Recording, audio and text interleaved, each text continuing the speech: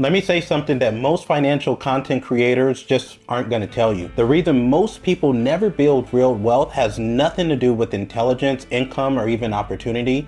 It's because they built a portfolio that didn't match who they are under stress. The market doesn't break people, mismatch breaks people. So today I'm going to walk you through 3 ETF portfolios: your conservative portfolio, your balanced portfolio, and your aggressive portfolio, and explain not just what they are, but why they work, when they fail, and why behavior matters more than allocation. And as always, no gatekeeping in this episode. I'm going to tell you the same thing that I tell my students who have invested thousands for consulting. If you understand this episode, you will never look at investing the same way again. Let's dive in.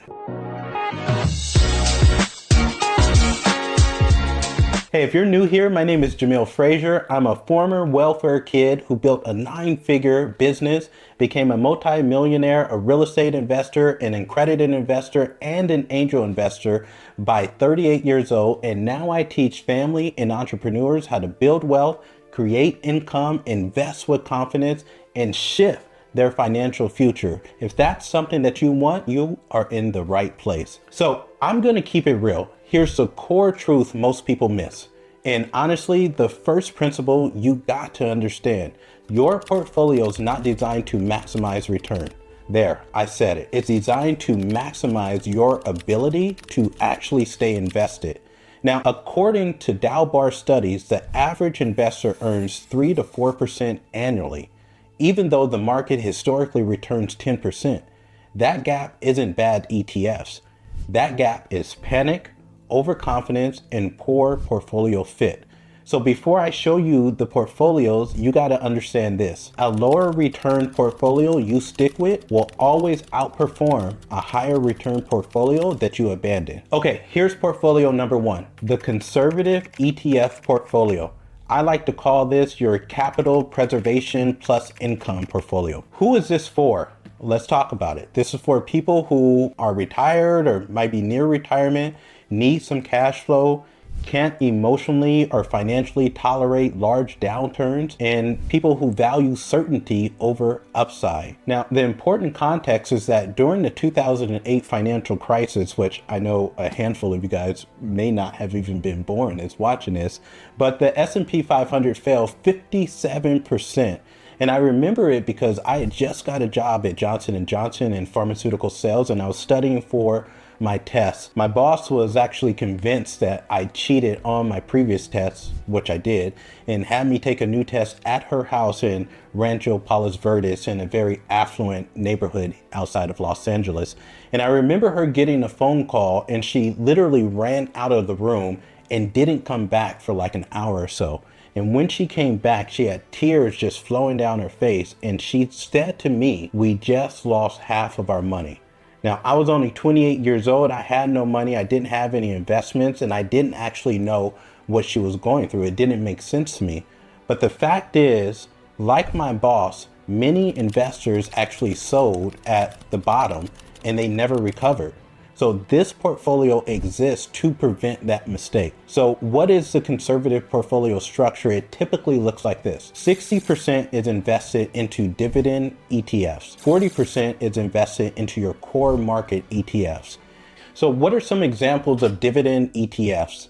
Well, first let's look at SCHD. This is your Schwab US Dividend ETF. Now, it primarily focuses on profitable, high quality dividend players.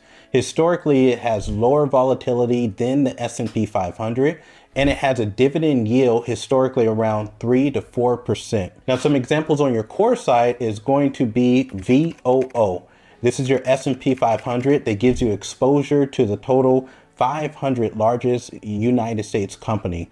Now, long term, its average returns are 10%, and it represents America's economic engine. So how does this portfolio behave mathematically? Great question.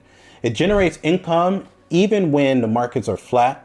You have smaller drawdowns during bear markets, and you have lower upsides in bull markets by design. So here's what you got to know. This portfolio does not win headlines, but it definitely wins a peace of mind. and peace of mind keeps people invested. Portfolio number 2, I call this your balanced ETF portfolio. Now, I think of this as growth plus income plus survivability. So Jamil, who's this portfolio for? This is usually going to be for people who are professionals or business owners or families building long-term wealth, people who want growth without emotional whiplash. Statistically, this profile fits most investors. Now, the balanced portfolio structure usually looks like this. About 50% is invested into core markets, 30% is invested into growth ETFs, and your last 20% is invested into dividend growth ETF. So some examples, starting with your core markets, is an ETF like VTI. And we know this as the Vanguard Total Stock Market ETF. And this is going to cover your small, mid-size, and large companies that historically is slightly more diversified than the S&P 500. Now, a growth example would be VUG, Vanguard's growth ETF. Generally, you're going to have higher expected returns than core over long periods and is less concentrated than tech-only ETFs. A good example of an income ETF is VIG, Vanguard's Dividend Appreciation ETF. This is your dividend grower. Now, dividend growth historically outpaces inflation and it has strong total return characteristics. So why this portfolio works is for 3 reasons. Number 1, it participates in the market upside. Number 2, produces income. And number 3, reduces emotional stress during downturns.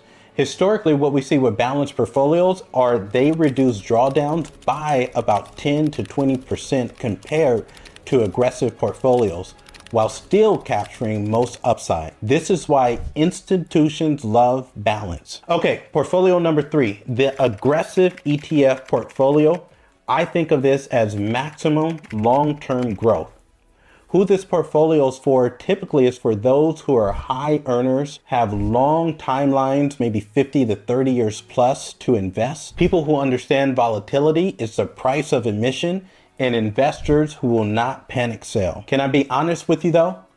If you sell during crashes, this portfolio is going to hurt you a lot. So let's look at a typical aggressive portfolio structure. 60% is invested into growth and tech ETFs, while 30% is invested into core ETFs and 10% into international ETFs. Some examples that you might see, first starting with the growth category, is an ETF like QQQ, which is your NASDAQ 100.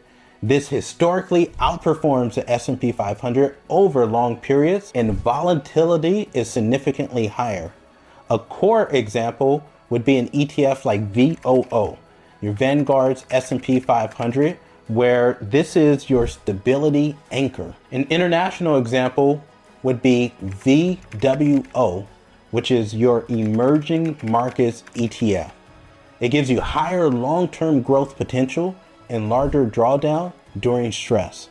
Now, the math behind aggressive ETFs is over long periods, you have growth-heavy portfolios that experience larger drawdowns but deliver high terminal wealth if held consistently. Now, missing just 10 of the best market days can cut returns by over 50%, and those days often happen after crashes. This portfolio rewards discipline and punishes fear. Now, here's the number 1 mistake that people make. People build aggressive portfolios but behave like conservative investors. Write this down. Do not fool thyself. Know who you are. If you can't stomach craziness, then stay away from the crazy. Most people want growth returns with zero discomfort and no volatility. That does not exist. The market always charges a price. Volatility is the bill. So here's how elite investors actually think. Elite investors don't ask, what is the best ETF? They actually ask, what is my timeline? What can I emotionally survive? And what keeps me invested during chaos? They evolve portfolios over time, from aggressive to balanced to conservative, not because markets change, but because life changes. So let's recap really fast. There are no perfect portfolios. There is only alignment, discipline, time, and behavior. ETFs don't make people wealthy. staying invested does. Well, my friend, there you have it. 3 portfolios, 1 truth. Your job isn't to beat the market. Your job is to literally stay in the game long enough so that you win. Now, drop in the comments below, which type of investor do you feel that you are?